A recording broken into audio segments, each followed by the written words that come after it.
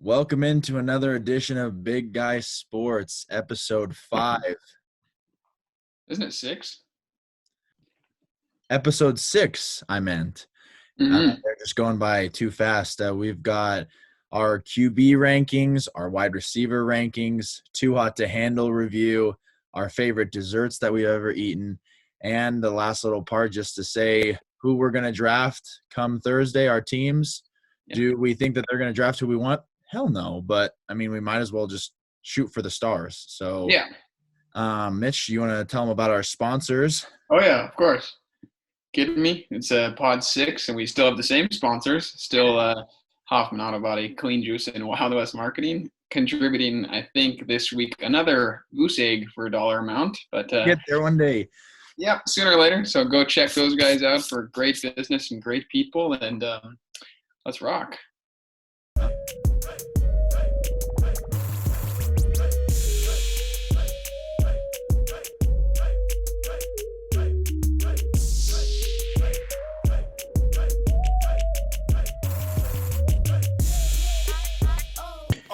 Crazy mother.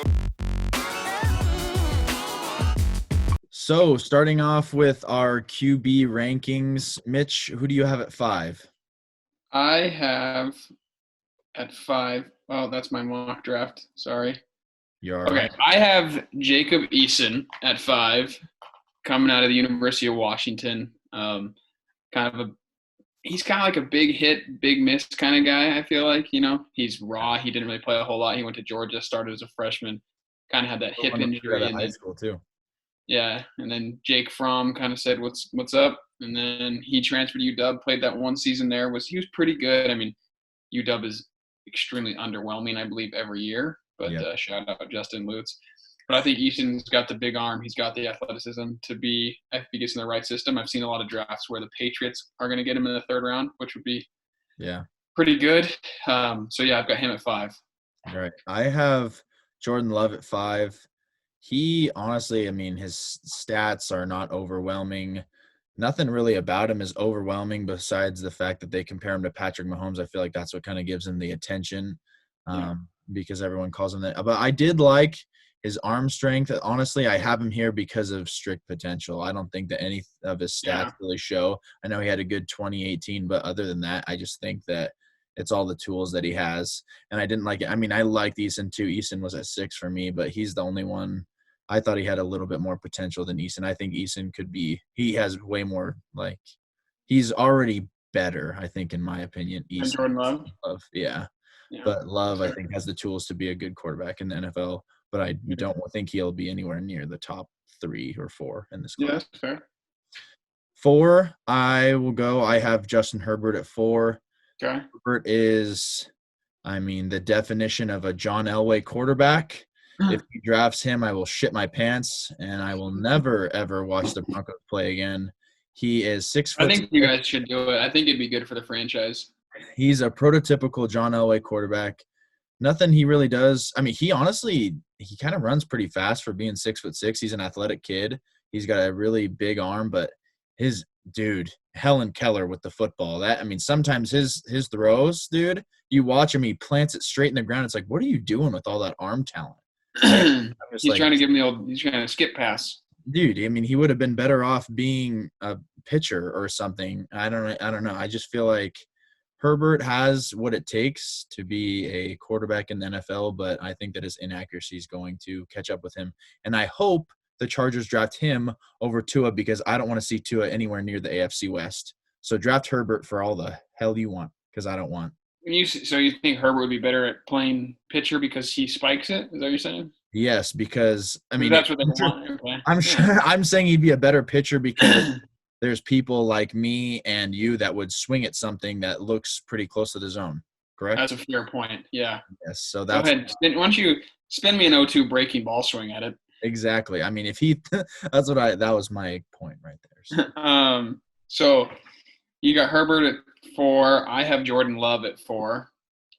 I think same thing. I was reading this thing about him. They do compare him to Patrick Mahomes, arm talent wise. And he has really big hands. He can sling it. 17 interceptions at Utah State is not something that and 20. catches my eye and says, I need this guy on my team. But I feel like there's a lot you could develop him in because, that arm talent plays. So I think he's got definite potential, like you were saying. But turnovers are, but I mean, you have a quarterback on your list that I don't have, Yeah, but I do.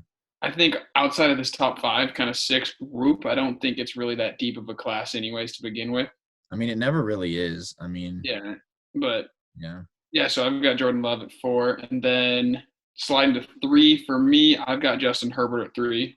Okay. I think Herbert is better than you give him credit for. I think his athleticism and his ability, his height at 6'6", will allow him to see a lot of things. I think also, I don't know. There hasn't really been a quarterback. I mean, even Patrick Mahomes is in a really, really good system. Like, that Yeah. I think it all matters on the system. So I don't know. I don't know what Herbert's going to do. I have Herbert, I think, in my mock draft going. I think he's going to the Dolphins. Yeah, the Dolphins at Or 5, maybe. which I think anybody going to the Dolphins is the wrong fit for anybody. Yeah. But there's Herbert's good, yeah. Good athlete. You watched him play really well in the Rose Bowl, the Senior Bowl. He had a really good Reese's Senior Bowl. Reese's, your favorite candy. You got jokes? Or are you done yet? So I got Herbert at 3. So who's your 3? Jalen Hurts is my 3. I've loved Jalen Hurts ever since his freshman year at Bama. This is the one player that you were talking about that I have that Mitch does not.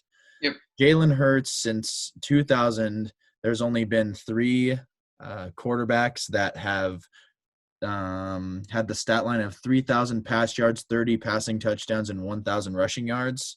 Those 3 quarterbacks include Deshaun Watson, Lamar Jackson, Kyler Murray, and Jalen Hurts. So who's Lamar Jackson and Deshaun Watson? Fuck you. Curious. Obviously, if you are a sports person like you probably are listening to this podcast, you all know that Lamar Jackson, Deshaun Watson, and Kyler Murray were all first-round picks, and they're all starters for their beloved franchises. I think Kyler one's an Murray, MVP. And also fantasy football, all 3 of those people are projected to be the top 5 quarterbacks in fantasy this year. 3 of them are supposed to be the top 5. That's what I just said. Correct? Are you trying to confuse me or what's going on? Anyways, 2 of them, actually, all 3 of them. No, Deshaun Watson did not win a Heisman. So 2 of the 3 won a Heisman. Jalen Hurts was a runner-up last year. I just believe in his talent and his leadership, and he's one of those guys that has the Mitch mentality where you can have a really good game and then go lift after like you fucking have no life outside of playing. So, I mean, like I said. The difference is between me and Jalen Hurts is he's a really elite level athlete, and I am not. And he can squat 600 pounds.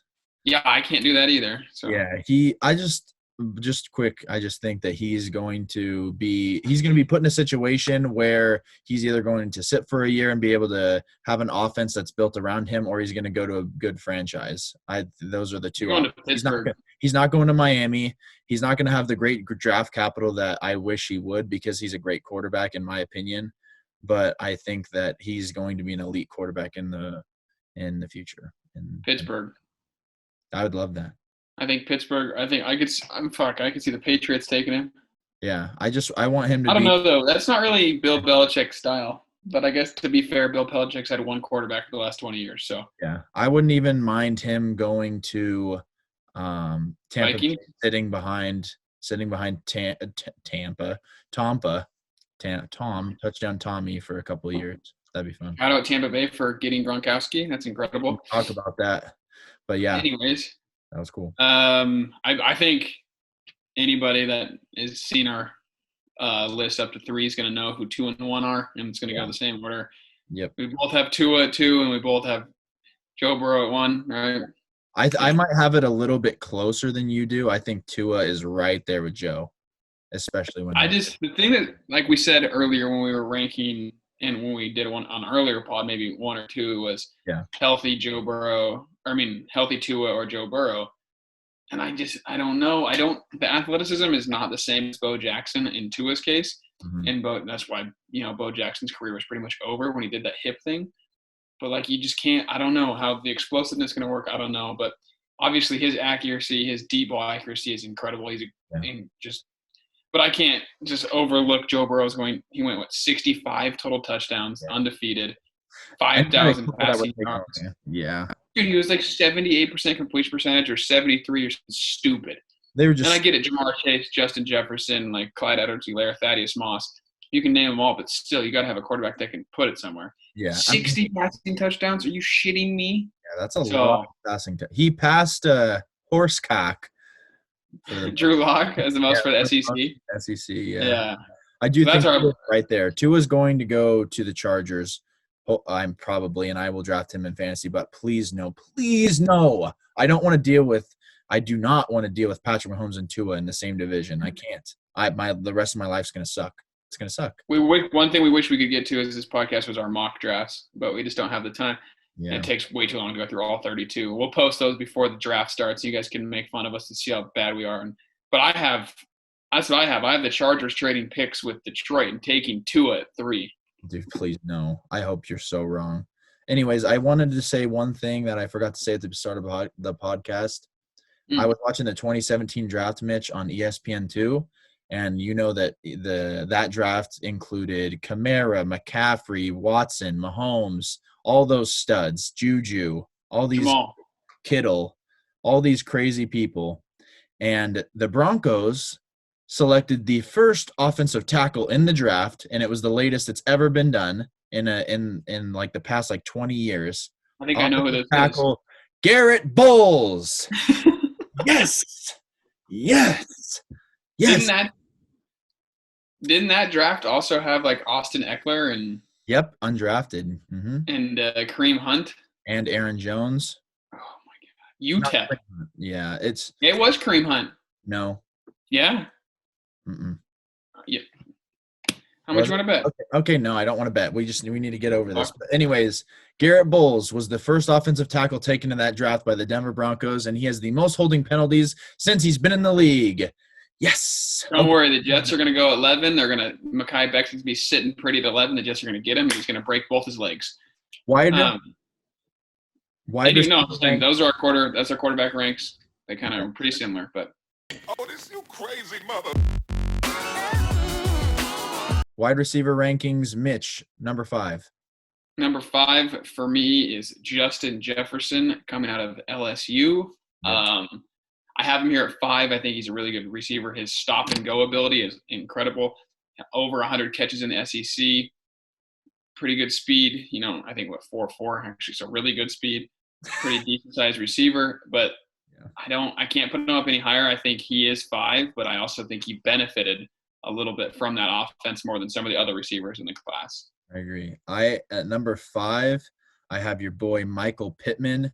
I had trouble not putting him higher. Dude, he had 101 receptions with 3 different quarterbacks. Yes, sir. He's 6'4", 220 pounds, and he ran like a 4.5, which is fast for a big boy. That's like pretty fast. So 4th in the country in receptions, and he had 3 different quarterbacks. I mean, there's nothing much I have to say. He's athletic, and he can go up and get any ball. And he's a good route runner too. I think he's going. Yes, he's very aggressive. He's going to be one of the sleepers in the draft, dude. If he goes to like the Colts or someone that needs a star wide receiver, and he's like the pinnacle of that offense, he's going to be a challenge. Yeah, he's going to be tough for guys to guard. Or I'd want the Eagles to draft him, but I haven't seen anything where the Eagles. Yeah. All right, who's your 4? Number 4, I have my also other sleeper that I'm going to draft in fantasy, barring where he's going in the draft. I have T. Higgins. T. Higgins was the second recruit out of high school, ranked recruit out of high school. He had 1 rushing attempt last year in college, and it was a 46-yard touchdown. I think it's on 22% of his catches he scored a touchdown. He had 55 receptions, and he had 17 total touchdowns. So he also had a pretty good offense too. Yeah, I mean, yes, I know he has a good offense, but I'm just saying. Only 55 catches in that offense is pretty good. Yeah. And it's not good, is what I'm saying. Yeah. Per PFF, he had 28 career contested catches. So what that tells you is he can go up with the best of them and just snag it right out of your hands, out of those little teeny DBs, and just He's say, a big boy too. yeah. He is extremely raw at wide receiver, and like I said, I think if he can go to I will draft him very probably too high if he goes to the Eagles because I think that Second round, offense for him, huh? second round, Royce No. Freeman. I would just love. I want to see him like he is just so extremely athletic, and every time he touches the ball, it's a touchdown. He's a really elite red zone threat. Fair. So that's why I have him. I could have him higher. What? Nothing. Just go. Love you. Or I have Michael Pittman Jr. out of USC. Just talked about him, like you said. 101 catches, 6'4". Dude is a freaking tank. I absolutely I loved watching him play last year at USC with the different quarterbacks. They kind of settled on Keaton Slovis that helped him quite a bit. But, I mean, his stats are incredible with that 3-quarterback system. Like, it was basically a flip of the coin at one point who was going to be throwing the ball to him. So he was kind of that like anchor for that offense, I think. Just a really, really good player, big target, physical. And I've read a bunch of things about him like that. He's probably going to fall a little bit, but there's like quarterbacks that they're like, we want Michael Pittman because he's going to be somebody that's going to go up and get the ball and going to compete like with DBs, not going to give in. And he is not afraid of contact. So do yourself a favor, go watch some highlights on USC's own, baby. So fun to watch, dude. Him and Higgins, I had the most fun. I mean, and the top 3 too. I had fun watching all their highlights. I mean, I think we're probably gonna have the same 3-2-1, correct? Yeah, 3 is Ruggs, Lamb, Judy. Yeah. I have Ruggs at 3. Basically, speed. He is Tyreek Hill. Like, yeah. There's that video. I think it's against South Carolina. He catches a slant pass, and then the camera like doesn't move, it just follows him, and then there are no more South Carolina defenders by the time the end of the video happens. It's just him.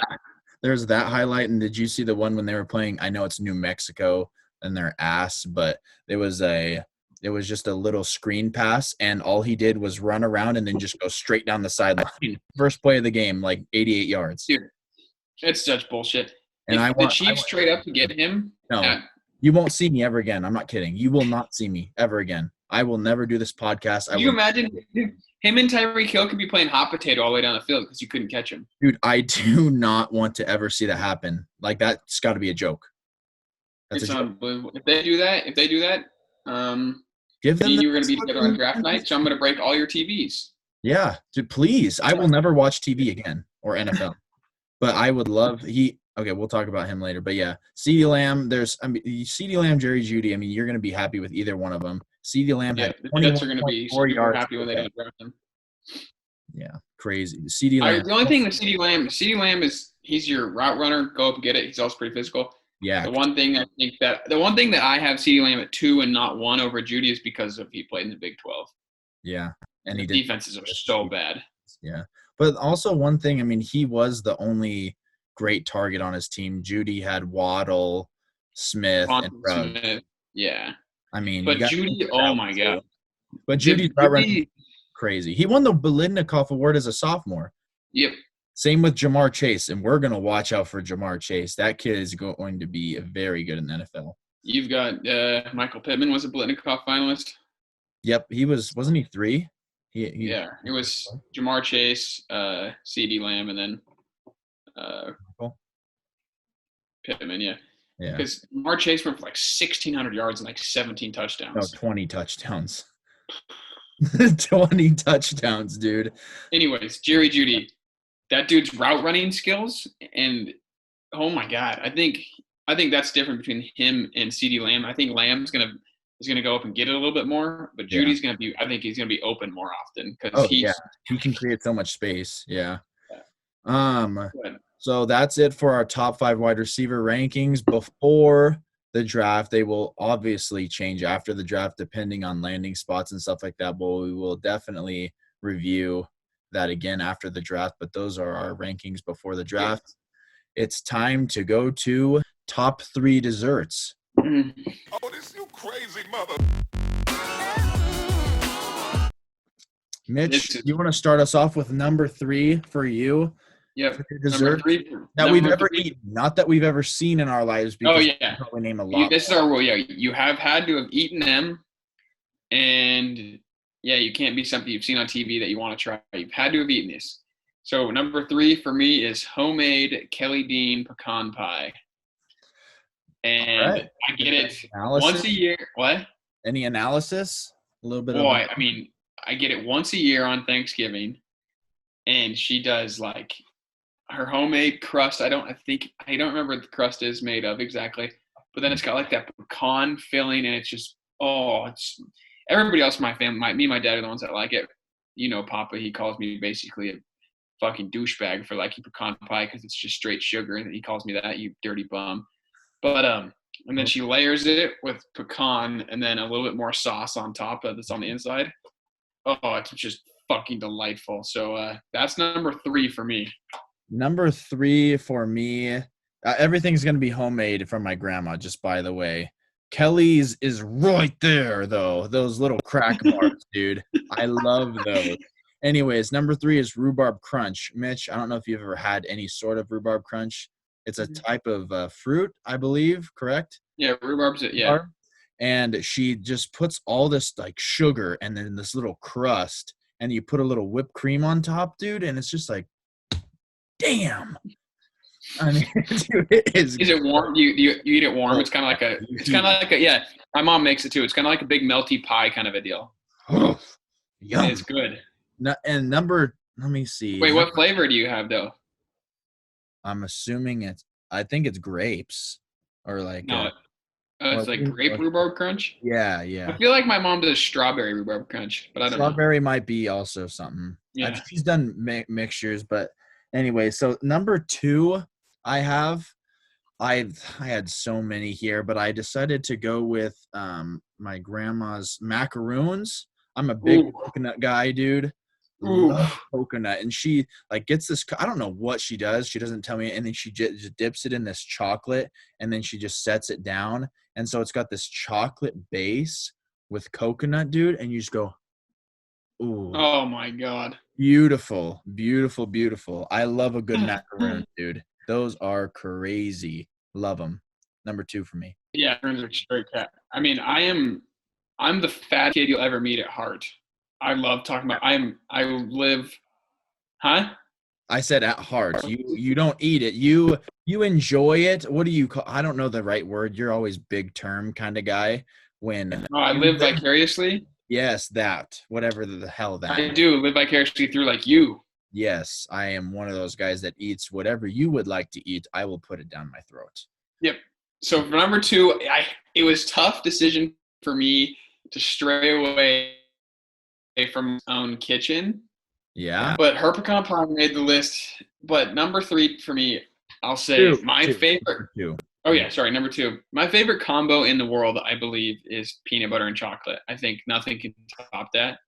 So for number three, it is the peanut butter chocolate cheesecake from the Cheesecake Factory. Never had that, so I definitely need to put that. Oh, dude, they like.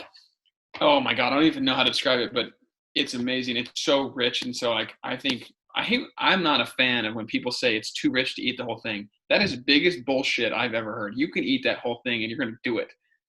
But it's obviously peanut butter and chocolate and like this, and then they instead of like whipped cream, right? Yeah. But instead of whipped cream, it's peanut butter whipped cream.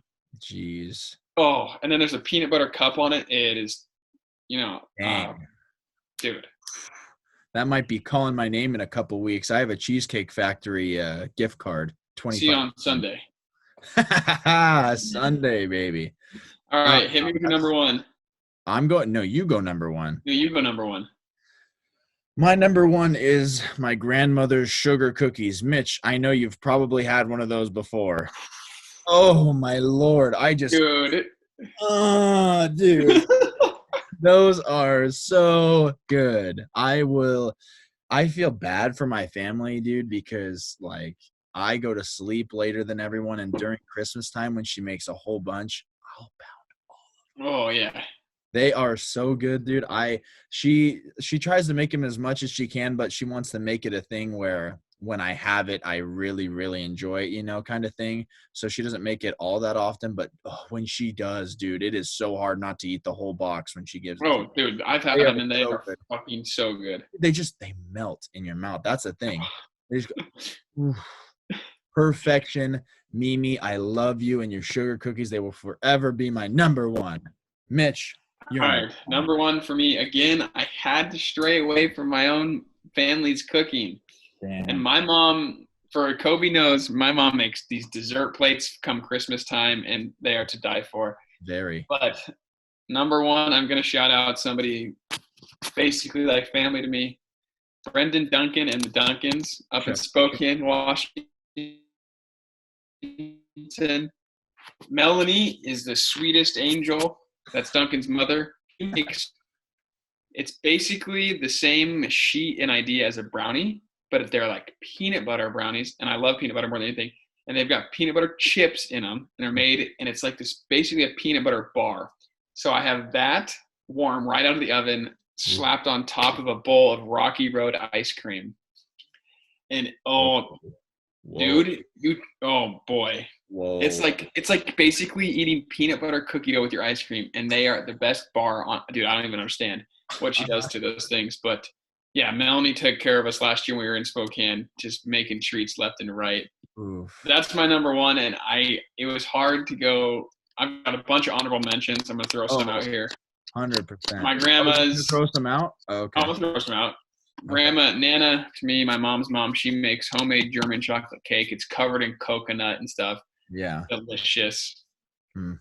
You know the honorable mention that we both have that my mom makes. Oh yeah, the crack. We call it crack. It's Love like crack. It's like Chex Mix and like Chex cereal and M&Ms covered in peanut glaze. I will. Come draft day when Kelly makes those again. Oof, you will find me eating that tray. My mom's no-bake cookies are just unreal. Those are. And then the last thing that I think is the most underrated thing that my mom makes, she makes pumpkin bars. So it's basically just mini squares of pumpkin pie, and I love pumpkin pie. Those are very. They're good. awesome. If I had any honorable mentions, you already mentioned one of them. Another one would stray away from the homemade stuff. I would have to say the crumble cookie sugar cookie. Fuck, dude. I can never, ever, ever go away from there. Are you frozen? Hey, pal. We all right over there? We were going so strong. Sorry. Okay, anyways, the sugar cookies from Crumble. I know Mitch loves a good watching Crumble cookie, but those sugar cookies, I mean, I swear, dude, you bite into it, you're like, ooh. I mean, it puts a kick in your pants, dude. Yeah, you're right. I mean, I was in Crumble on Sunday because my mom had to pick some up for her friends, and the smell alone, I didn't eat any. This is fun. I've never actually had a full Crumble cookie in my life. Well, you might as well this Sunday if the Jets draft Jerry Jeudy. You might as well. Anyways, do I have any other? I mean, I probably have a bunch. I can't think of them off the top of my head, but for sure the crumble cookie, sugar cookie. And I had in Walla Walla, I don't remember what place it was. I think it was a steakhouse. I ordered one of those things that you see and pretty much everywhere. It's a cookie in a skillet with ice cream on top, and it comes out hot. I mean, I love cookie and ice cream. Ooh, and the ice cream seeps into the cookie, and you just eat it hot off the skillet. GG's. Yep. Fat for me. What else? Last one for me before we move on. My host mom last summer, Tyler and Lauren Remick. Shout out if they're listening. Amazing people. Lauren made cinnamon. I'm not huge on cake. It's got to be like a good cupcake goes a long ways though for me. And she made cinnamon toast crunch cupcakes with cream cheese. So it was like cinnamon bread. Love that. Cinnamon bread, cream cheese. Icing or whatever it's called. Yeah. And then they had like cinnamon toast crunch little churros, the cereal, and she put them on top. Yeah, game on. Yeah, that also brought up every single birthday of mine. I always get a chocolate chip cookie because I love cookies, like I already said, and it gets icing. It says "Happy Birthday, Kobe" every year, and my mom buys one for the whole family, and then she buys one for Papa, Papa. and I freaking eat the whole rest of that thing. Getting a little icing on a cookie.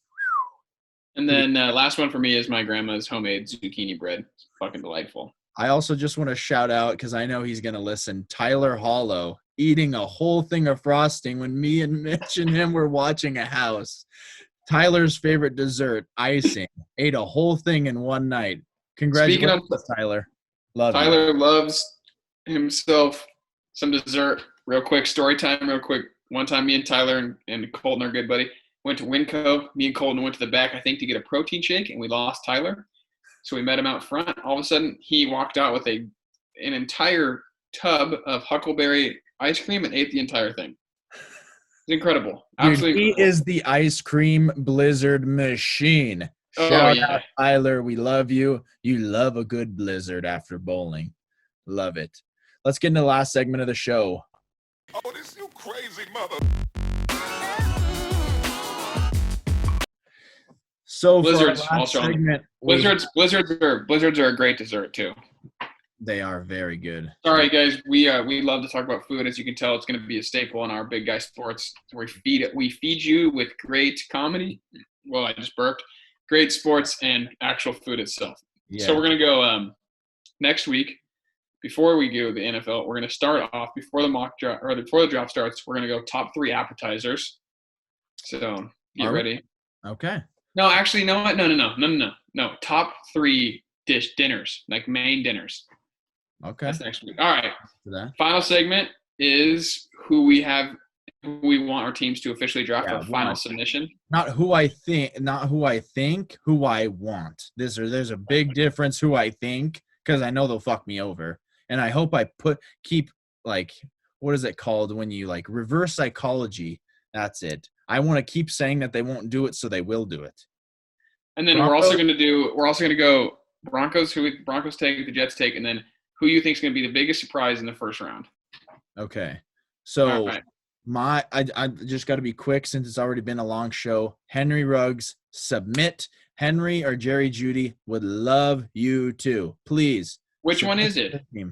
Henry Ruggs at 15. I know Jerry won't make it. Jerry will. There's no way that he slides unless we trade up. I would like Jerry first, Jerry first, then Henry. But I believe, in my heart of hearts, I think that we're getting Jerry, and that's who I mean Henry, and that's who I want. Henry Ruggs. Please. I think at the 11 and who we're going to get is a little bit different. I think what I've been reading up on, we'll know Thursday night, is the Jets are going to take CD Lamb. And that is 100% okay. I would prefer, obviously, you guys know I'm a huge Jerry Jeudy guy. But CeeDee Lamb at 11, that's the Jets' final pick. That's what I'm thinking. It's not going to happen because I said it's going to happen. So just, yeah. But and then your biggest surprise, what do you think is the biggest surprise the draft's going to be? My biggest surprise, I'm not just saying this because I'm a huge fan of him, but I think that I've heard a lot of talk of Jalen Hurts going in the first round to the Patriots. Okay. So if it's just a long shot, biggest surprise, I wouldn't be surprised in my personal self, but I think everyone else would be surprised if the Patriots took a quarterback like Jalen Hurts in the first round. That would show some. All right.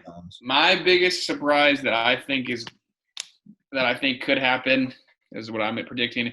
I think New England trades out of the first round. They swap picks with Indianapolis. So Indianapolis comes in, I believe. Let me check it real quick. I think they're 23. Yeah.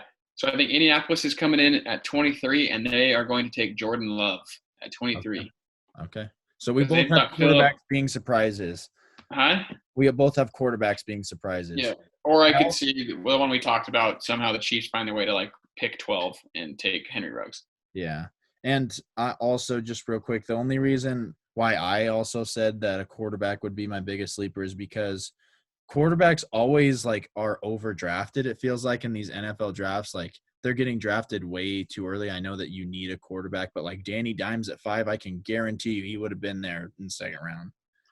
I mean, it's not like he's a generational type talent. You know what I mean? I just think that quarterbacks are overdrafted, so that would be one of my biggest thing. And I also wouldn't be surprised if Tua went out of the top 10 because people are getting so scared about his injury. Chargers are going for him at 3. Shout out to Chargers' new uniforms. Those are badass. Those are fire. Shout out Gronk coming out of retirement. Yep. We can talk about that on the next episode, but yeah, that was crazy. Me and Mitch are excited to watch that happen for sure. Hell yeah, we're gonna. If you guys don't know, I think we've said it a bunch.